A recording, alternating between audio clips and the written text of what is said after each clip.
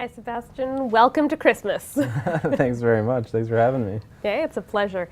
So tell me, how do you celebrate Christmas? Well, my family is very international. I'm a first-generation Canadian along with my brother. My dad was born in Guyana. My mom was born in Holland. So our extended family and their direct relatives and my direct relatives are all around the world.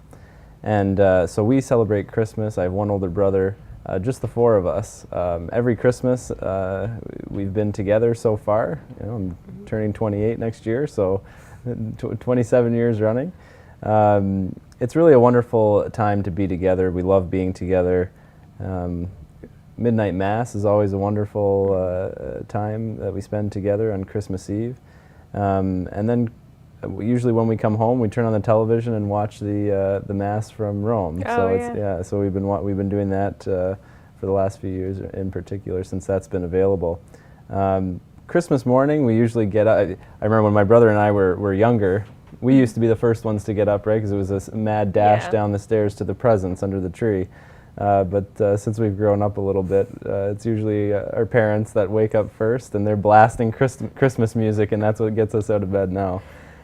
So one of the traditions that we've always done is eating a nice big breakfast complete with garlic pork, which is a Caribbean tradition and Portuguese Caribbean tradition, and it's really delicious. My mom marinates it for 2 weeks beforehand, so the meat is really tender, and you can only eat a little bit because it's very, very strong, but it's a great tradition, and we only get it that once a year at Christmas. So it's a wonderful time to gather around the table.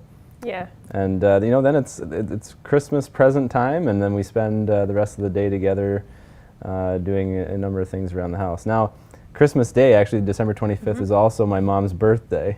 So it's like a double celebration. Yeah. And my birthday's about a week later, so it's a lot of family celebrations all packed into one holiday season. But when we're finished with the presents and spending some time with each other, it's almost immediately back to the kitchen to cook the Christmas feast, as it is for so many other families. So, and we do the traditional turkey and stuffing and potatoes.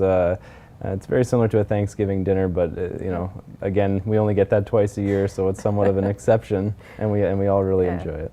Yeah, and I think your experience is so similar to so many others' experience of blending traditions and this meal that you only have once a year that's, every food we love from our culture all together. Exactly. The best of all worlds. Exactly.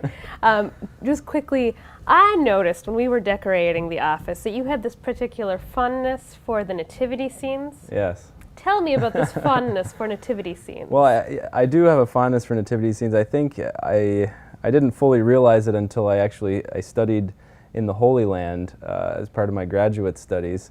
And when we went to Bethlehem, and I see these nativity scenes everywhere, but also speaking with the local Christians there about how they read the nativity story in the Gospels, and the traditions that they celebrate around that. But we have a beautiful nativity set. I remember growing up, it was always the same one in my church. It would be off to the side that they would have during the Christmas season. And it always struck me that the nativity scenes are at least in our part of the world, are very comforting. They're warm, comfortable, safe places. And they make you feel good. They make you feel like you're coming back with your family, you're celebrating the season, that kind of thing. But it was only when I started to study the scriptures a little bit more deeply that I realized that the nativity story, in Matthew and Luke's Gospels, which are the two that we have the extended versions, are very uncomfortable in a way, because it's almost, it's God coming into the world, but in this sort of secretive way almost. And so you see the shepherds who are outcasts coming, and you see the three magi from the east coming, but it's not the people who you would think would be coming. It's not the religious establishment, it's not the who's who. So it's almost like the secret thing that's happening, that God is almost, a usurper in that way, and coming among us in that way. They're kind of coming following the secret code that only they understand, the star and the singing, and they're just following something that they've understood. Right. Yeah. Well, thank you so much for sharing your family's traditions with us and your insights on the nativity scene. You're very welcome. Thanks for having me. Merry Christmas, Sebastian. You too.